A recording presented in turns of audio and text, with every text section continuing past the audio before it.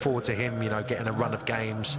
It's difficult in this system to know which is his best position, if you like, because he hasn't got that ability maybe that Mason's got at taking the ball on the half turn, and hasn't maybe got that awareness. But when there's space in front of him to run into, which will be part of his job tonight, because we know Havertz essentially will come and link the play, he won't always play on the shoulder. His attribute being pace, his best attribute, will have to be utilised tonight if Chelsea are going to get some chances. So Kai's going to be in the middle of it. These three, not that familiar together this season. How are they going to build an understanding? Thinking of Havertz in particular, he's only played 90 minutes twice in the Premier League all season. Is the fact that you train with these guys every day mean that you've kind of got that understanding anyway? You know, regardless of who the actual three are, you know what the position involves and what your role in the team is. Yeah, the days of training day after day in and out with a partner per se has gone. You know, very few teams play with you know, two centre forwards, and these guys are top level players. They'll know each other's games inside out from what they do at Cobham each day. Looking forward to seeing Havertz. I thought that Burnley performance when he got the goal was probably the most complete I've seen of him playing in that false nine position, because he can run in behind as well, and he showed that on occasions. When he gets going, he's got a decent turn of pace. Obviously his awareness is first class, but I love the movement for the goal as well, and he can head it. You know, he scored the goal up at Anfield. There's been a few other opportunities with his head recently. Got a brilliant goal against Burnley. That's what you got to do at times when you're playing as the number 9, especially with big Romelu sitting on the bench tonight. I'm sure he'll get some more minutes. As for our hosts, we talk about their strengths, which are definitely in attack. Defensively, though, only they and Newcastle have yet to keep a clean sheet in the Premier League this season. I'm sure we all shuddered when we saw what William Troost-Ekong did for the first goal at Leicester as well. And not just that, but they've got the backup goalie in Daniel Bachmann. So this is a back four who are not a back five, who are not particularly familiar with one another. No, the fullbacks do bomb on as well, and I think that's somewhere where Chelsea can get success. Bachmann, I thought, was at fault certainly for the first Jamie Vardy goal. Poor decision to come out, didn't seem to command the 18-yard box as Ben Foster does.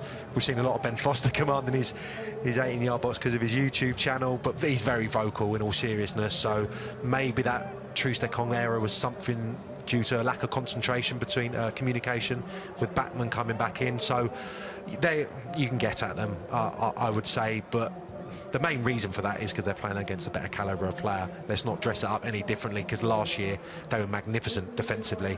I think at home they were incredibly tight, 7 clean sheets to end the season, and the personnel is pretty similar, so they're not become bad players, they're just playing against the elite now.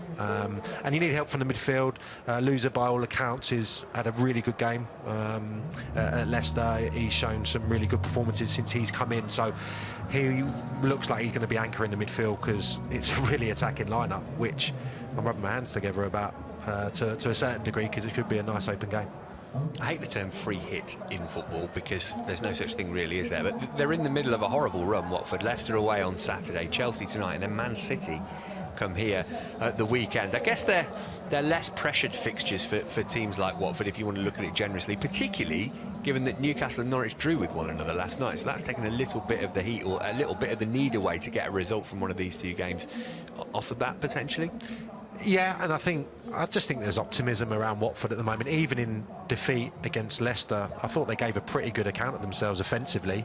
Yeah, I mean, at the back they gave away some poor goals, but I just think the fact that they've brought a couple of players to the club that have really excited the supporters in Josh King and Emmanuel Dennis. I mean, that's 2 top attacking players, attacking talents they've been able to sign. We know what Josh King did previously at Bournemouth in the Premier League. You know, he was linked with Manchester United at one stage, so I think he's a really good get, and I just think that optimism, which has probably not been around Watford in the Premier League in recent times. So yeah, I think the supporters will know that they've got Chelsea, Manchester City back to back. They're unlikely to get many points, but I think moving forward they'll feel they've got enough to stay in the division. Looking at Chelsea again and looking at the defence specifically, Andreas Christensen coming back in. He hadn't played since the international break. We know what Thomas Tuchel said about his contract negotiations in his press conference yesterday. I just wonder though if this is more a decision based on the fact that Thiago Silva's played the last 3 games, and as brilliant as he is, he's 37 years old, and to ask him to play midweek in the Premier League after playing on Sunday is probably a little bit too much. Yeah, I completely agree. I mean, the intensity the short turnaround. I mean, it's tough going, and when you've got Christensen sitting there, who's become an elite central defender, hasn't he? You know, given his performances at Chelsea, what he did in the summer as well, I thought he had some magnificent displays for his country. He's top quality, and there's not a great deal between a lot of the Chelsea defenders right now. It's a little bit of a toss of a coin. Rudiger's the one who cements that position clearly on the left-hand side, but the rest of the guys, even as Azpilicueta coming in, you're not weakened, so it's a no-brainer a little bit for the manager, considering the aging legs that Silva possesses. So you're quite happy, you say not weakened. It shows the depth of the squad, doesn't it? You know, we've got Azpilicueta coming in, who's the club captain. The midfield too, Ruben obviously started on Sunday. Saul, we're waiting to see the best of him, but this is a guy who won La Liga last year. Thomas Tuchel was right yesterday, wasn't he, when he said we've got complete trust in our squad, and we need that because we need them all. Yeah, and he seems to give the players confidence, you know, even in the wake of some of the drop points recently. Looks to try and cajole and keep everyone on side, and he's going to need these players. Who would have thought we'd be going into a Premier League game in December with Ruben Loftus-Cheek and Saul in the centre of midfield, especially the way that he started his Chelsea career? But it's kind of needs must tonight. Jorginho clearly not ready to or in the fit state to go out there and perform for 90 minutes. So these guys have got to take their opportunities tonight. It's not going to be an easy game, but that's why they're in the squad, and they've got to step up. It's not going to be an easy game, but it's worth reiterating. We're hoping that Chelsea will get a 5th straight away Premier League clean sheet tonight. They've conceded 1 goal away from home in the league all season, and that was a penalty. That is absolutely incredible at the start of December.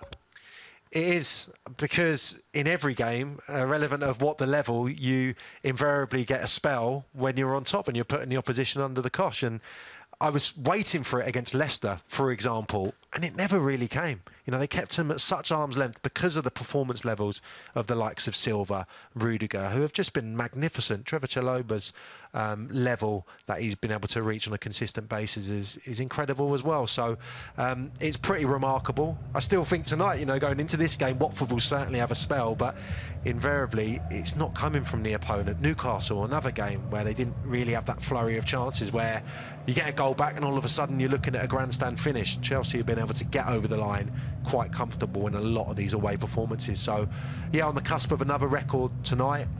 Yeah, to be nearing Christmas, and just that Mo Salah goal, is it, that we're still talking about, penalty kick?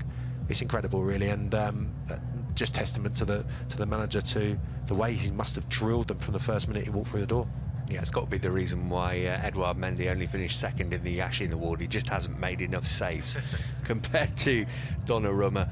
I think first of 3 away games in a row, it's not that much of a problem, is it, for this Chelsea team, because they're excellent away from home. Only lost 2 of 21 under Thomas Tuchel, 13 clean sheets in that time, so that's not a particular concern, we don't think. But Watford's need for the points, well, it's almost as great as Chelsea's. They start the night in 17th place. They are 3 points clear of 3rd bottom Norwich. A win could take them as high as 13th. For Chelsea, as we mentioned, they're top. They're a point clear of Manchester City. Remember, their game and Liverpool's game at Everton get underway at around about half-time in this one. So Chelsea starting a little bit earlier than their 2 main title rivals tonight. They've won 7 of the last 8 meetings with Watford, and they could win a 3rd successive league game at Vicarage Road for the first time in Chelsea history. We don't mind what way it comes, as long as the Blues end up with 3 points tonight, we will be happy. Right, kick-off not too far away then. Let's hear what Thomas Tuchel had to say when he spoke before tonight's match yesterday.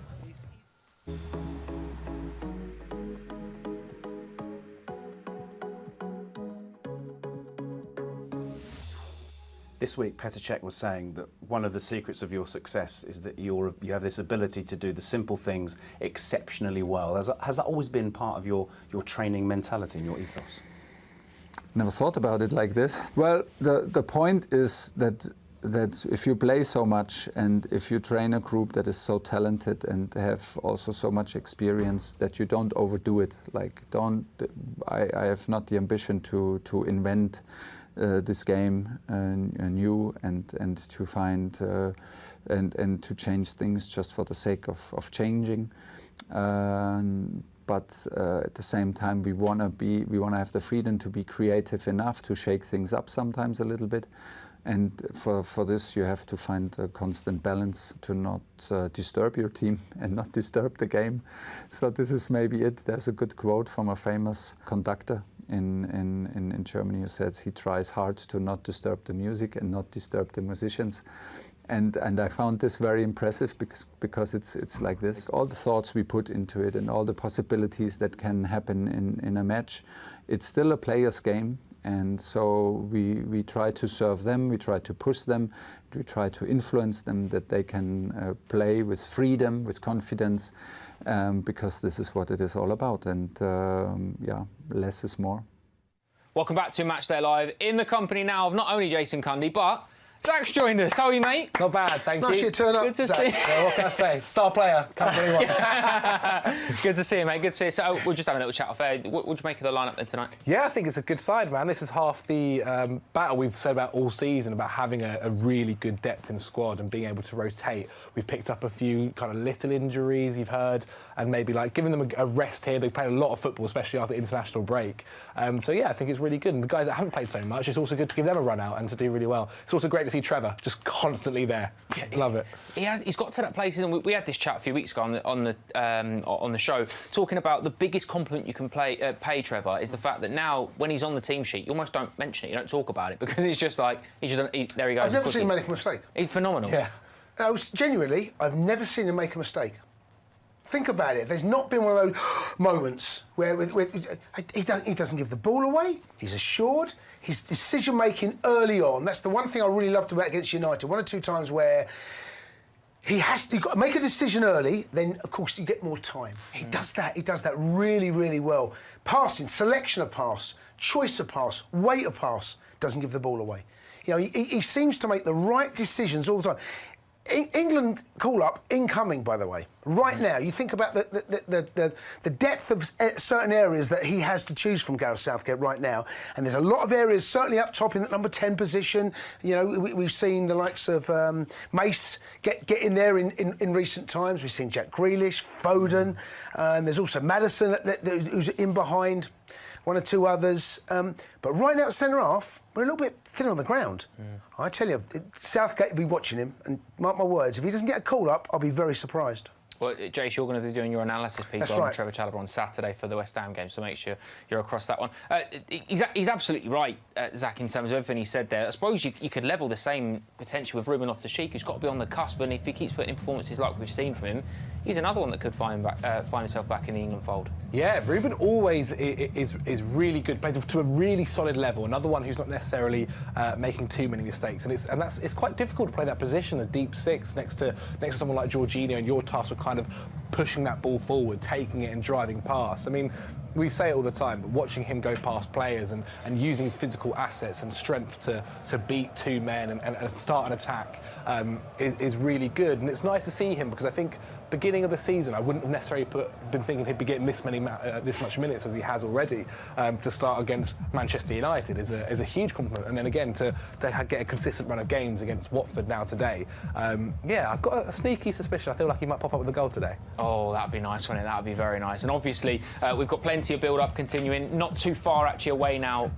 From kick-off at Vicarage Road. It's going to be a good one. Boys, thank you so much. We'll be back at half-time, so make sure you stick around for that. And up next is the brilliant Matt Davies-Adams and Sam Parkin as well, talking you through, hopefully, 3 points at Vicarage Road in the Premier League. So make sure you stay tuned.